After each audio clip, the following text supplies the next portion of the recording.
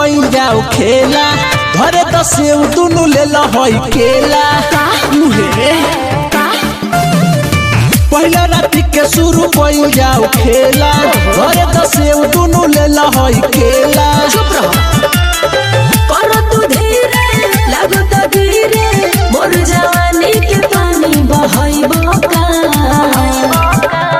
बाटे लामा तोहर खामा बामा को चढ़ाइबो का लेते लेते चांद के ऊपर ले जाइबो का अरे बाटे लामा तोहर खामा बामा को चढ़ाइबो का लेते लेते चांद के ऊपर ले जाइबो का बोला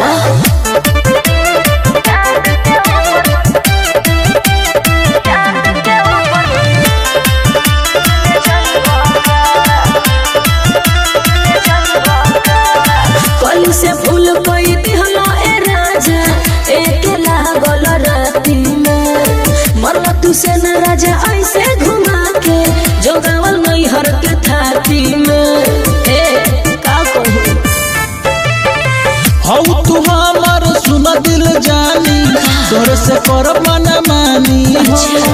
बनी पियासल पिए तो हमके पूरा जवानी के पानी हो बटे न लूरे रह तो दूरे खाली रात भर हमके रोइबो का बाटे लामा तोहर खामा बाबा को चढ़ाइबो का लेते लेते चांद के ऊपर ले जाइबो का अरे बाटे लामा तोहर खामा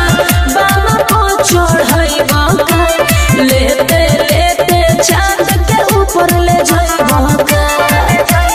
बोला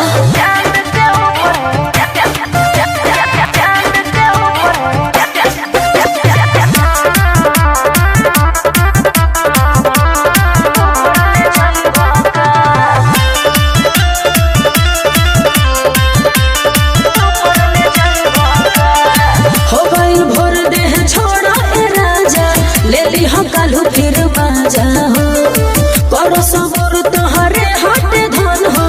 ऐसे बजावा जनी बाजा हो बुझलो सबर करो बुझलो ढेर दिन से रहे यही दिनवा के सुनो रानी बड़ी इंतजार हो तनको न रोको तनको न टोको करे दही के भर प्यार हो करत दौर हो जाई सारो आ राजा चिलगम के जैसे छिबइबो का बाटे